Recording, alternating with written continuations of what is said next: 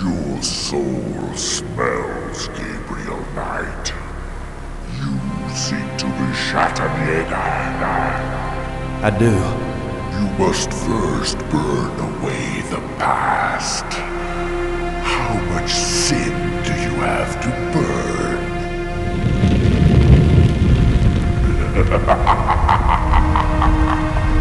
You have used people all your life. Never committed to anything. Turn back now, and I will forget that you asked for this. No! There are only two things that redeem you. First, that you have bitter blood in your veins. Second, that 3 women have loved you purely. You asked to start on the path, so shall. But you will not be a Schattenjäger until you have earned it. How?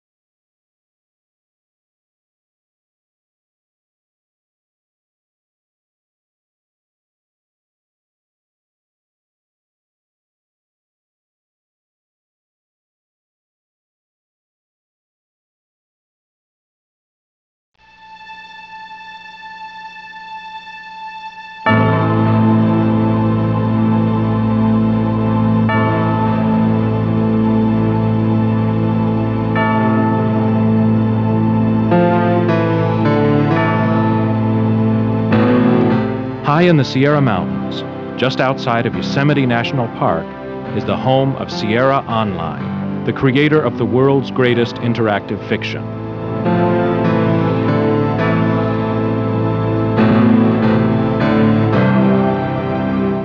Once again, Sierra is breaking new ground with one of the most captivating, challenging, and intense interactive stories ever created.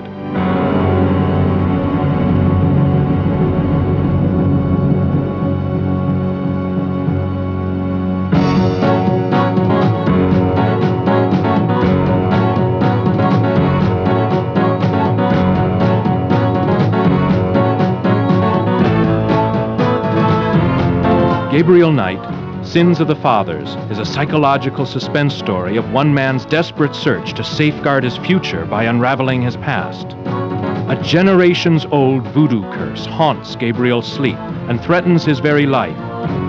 Gabriel's search into the roots of voodoo, combined with the images of his own nightmares, provide the keys to unlock the curse and save his very existence.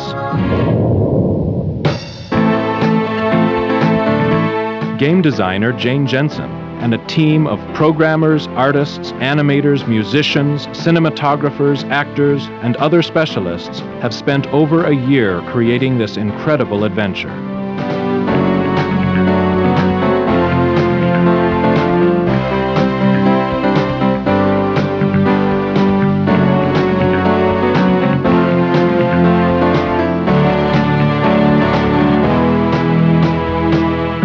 Come, join us behind the scenes for an inside look at the making of Gabriel Knight.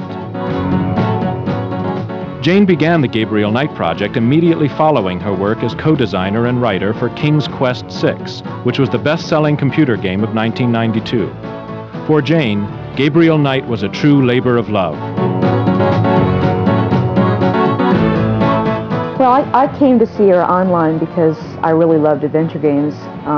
My first one was King's Quest IV, and I loved the medium the way it was. I love puzzles of all kinds, and I like the graphics.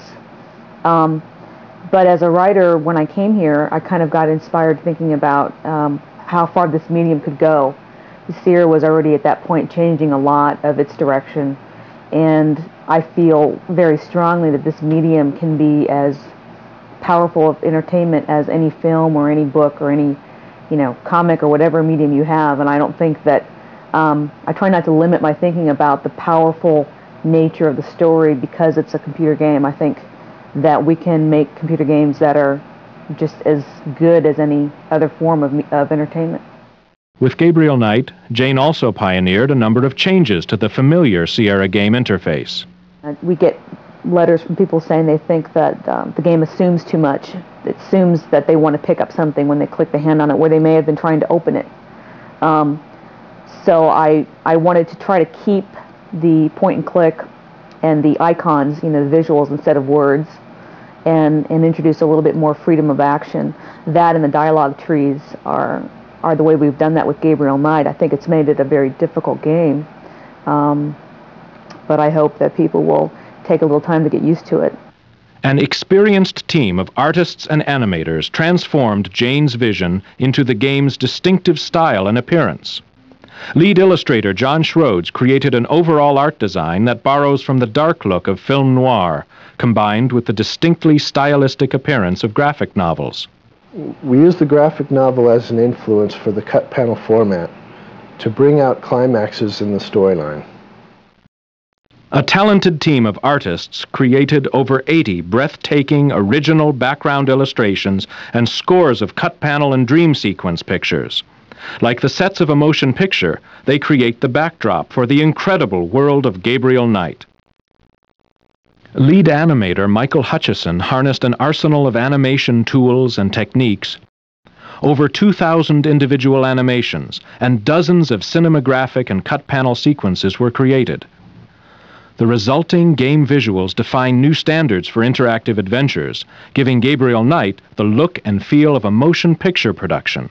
Well, one of the things that we were really excited about when we started work on Gabriel was the opportunity to really make it visually any way that we wanted to. It's the first in the series, and we weren't locked into any particular style with this game. We could We could have the cut panel sequences of stills and then animate those in comic books fashion. We could have video capture, we could have 3D studio, we could composite all of these different mediums into one,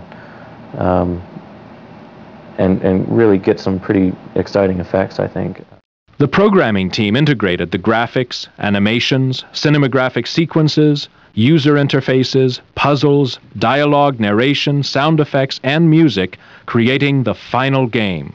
The main challenge for us is the movie-like quality that we can attain with the CD game.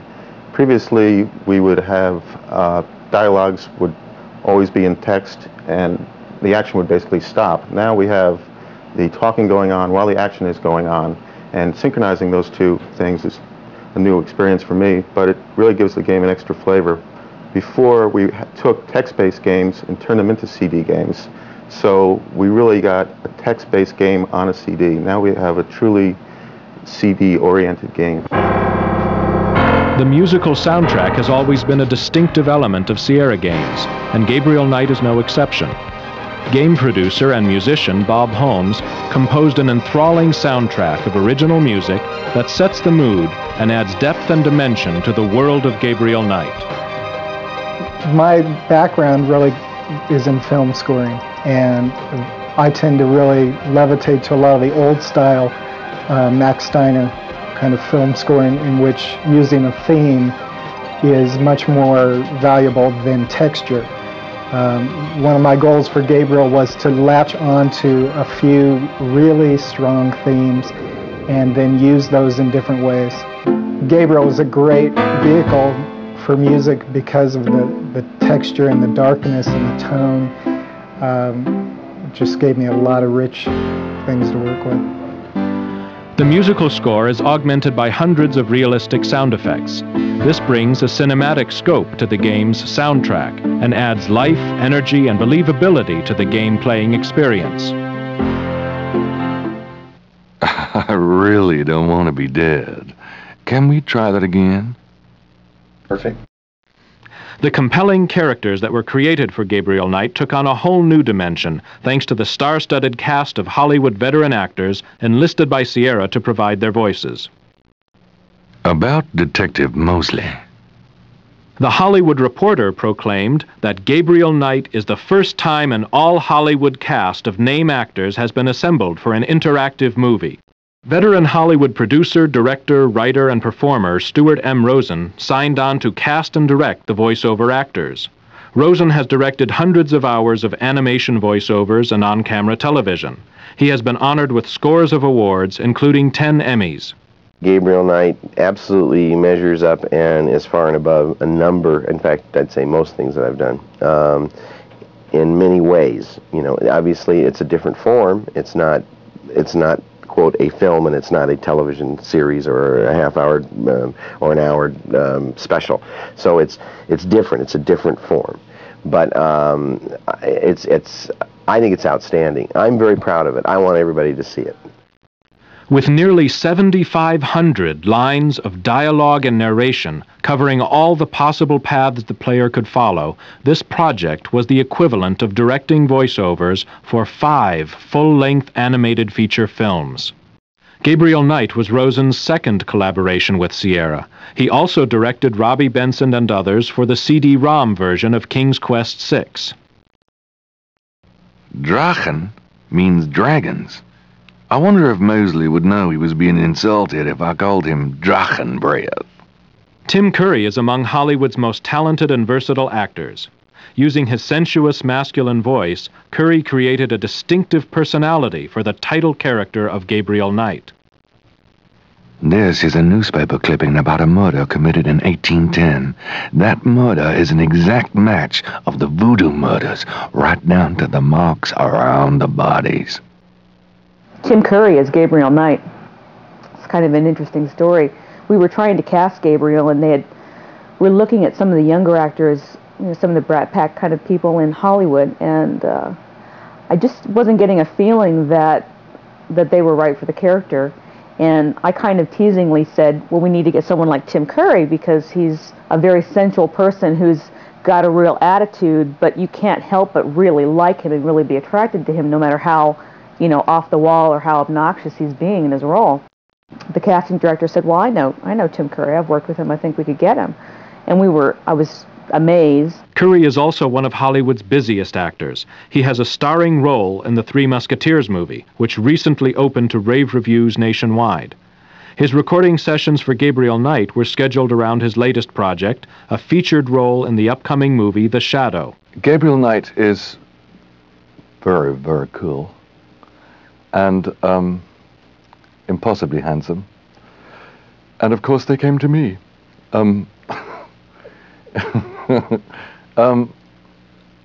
He's enormous fun for me to play because I'm a huge fan of New Orleans, and I go there quite a lot, so it had never really occurred to me that anyone would ever want me to play somebody from New Orleans. So I kind of leapt at the chance, but also it's really very exciting to be part of this kind of whole new kind of development, because any new way to infiltrate myself into your minds. Curry has created scores of roles on stage, screen, and television, including memorable performances in the Rocky Horror Picture Show, The Hunt for Red October, National Lampoon's Loaded Weapon, Home Alone 2, and in the television comedy Roseanne. Ooh, baby, I love the way you move. Mark Hamill is best remembered for creating the role of Luke Skywalker in the Star Wars motion picture trilogy. Since then, Hamill has concentrated on stage work, with leading roles in several Broadway productions. He displayed his talented versatility in creating the voice for Detective Mosely. Give me back my badge. Now, Knight! Well, I'm basing him on various people I might have met, a little mixture of Gary Busey with Randy Quaid, with Mr. Anderson, and I think he's a very pragmatic guy, sort of by the book. You know, he finds the protagonist to be someone he has to work to catch up with. But it's fun and it'll all work great, but for the actor it's very difficult. It's very schizophrenic because they ask you a question and you have 5 responses. Oh, wait a minute, I gotta call the chief and see if it's okay. Oh, wait a minute, I gotta call my wife and tell her I'll be home late for dinner. Now, wait a minute, I got tickets to the ball game tonight. It's like nothing I've ever done. And I'm having a great time doing it. Rising star Leah Remini brought the right mix of wit, sarcasm, humor, and compassion to the voice of Gabriel's assistant, Grace. She provides a balance for Gabriel's sometimes chauvinistic behavior. Well, I did get her address, but you're a little out of your league here, big fella. Among her numerous television roles, Remini guest starred in several episodes of the hit series Cheers, and currently has a recurring guest role on Evening Shade. Gabriel Knight was her first interactive work. When you're on camera, you could use your face and you can mug and you could do things, and whereas when it's just your voice, you think you sound great and you think you're doing this great acting job, but it really just sounds very flat, and it sounds like you're reading. And when I have the lines in front of me, I forget that I have to act. So the director will say, okay, do it better this time, but this time act. So I'm not really good at it. I'm getting better though. So, but it's easy with these, I love the characters, so this one I find very easy. I see. By the way, I forgot to warn you, Mr. Knight. The local cemeteries are quite dangerous. Muggers, vandals. I would avoid going there alone, if I were you. While the face may not be immediately recognizable, the voice of Michael Dorn is unmistakable.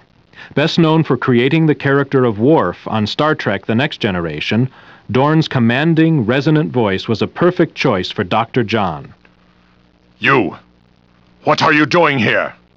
You know, Worf is very distinctive. He has a very distinctive voice and a distinctive way of talking. And sometimes you could get into trouble by all of a sudden slipping into the Worf character, just by the way he talks. And that's probably the hardest thing is getting out of it now. It's been 7 years, and so immediately you go into it. Although Worf his voice is a lot lower than mine, and he's a lot more stern and serious than I am. The role of Wolfgang is brought to life by the talents of stage, screen, and television legend Ephraim Zimbalist Jr. We must locate the tribe's original African homeland. Her remains might be there, or they might be in New Orleans, buried among her descendants. His performance on Gabriel Knight adds interactive entertainment to his resume that covers more than 50 years in all facets of the entertainment business. This is different in that you don't know anything. I mean, you come in and you read a bunch of choices, and you don't know which is the right one or which is the wrong one. False leads, true leads, and so forth. So it's a multiple choice performance based on a significant lack of knowledge, I think. Gabriel Knight defines a new chapter in the evolution of computer games. The CD-ROM provides the storage capacity required to bring you this artful mixture of industry-leading interactive game design, state-of-the-art computer technology, and award-winning Hollywood performances. This is very entertaining. I mean, the storyline itself is sophisticated. It's the kind of story you would see in a feature film or on cable television rather than network television. And the fact that I mean, for the most part, people slip the cassette in, they push a button, and that's the end of their job. And I think this is a challenge to people. And, you know, with cable channels, with all the satellite television, everything that you have competing for people's attention, I think this has a real chance to be groundbreaking in its own way. I'd love to see it happen. I'd really love to see it happen because, for me, it's an actor's dream come true. First of all, it's clearly the next step on from video in that you're absolutely involved in the process. So you influence the outcome of the plot. You take the movie where you want to take it. What's really best about it seems to me, is that you can sit in your own home and make your own movie. It's pretty cool to me. The convergence of Hollywood's talent with the award-winning story-based game development skills at Sierra opens the door on an exciting new future for interactive entertainment. Jane Jensen's Gabriel Knight, Sins of the Fathers represents a bold step down this future path. The interesting thing about interactive fiction is there is a plot that continues through the game, but also because it's interactive and because the player is exploring at their leisure, you can put in all kinds of side trips that may be just about character or just about some interesting point of history or just about the universe that you're in that don't necessarily progress the story. And I think that makes interactive fiction potentially a much richer form of entertainment. Interactive fiction integrates the best attributes of films, novels, stage, and television. But it's an exciting new entertainment experience, giving you the unique opportunity to actively participate in the story. It really rolls up all of those forms, the dramatic forms, reading, all of it, all together in one ball of wax. And I think this is going to be the new thing. I think this is going to be the thing of tomorrow. And though it's young today, wait till it matures. Wow. Now it's your turn. Take a journey you will never forget into the world of Gabriel Knight.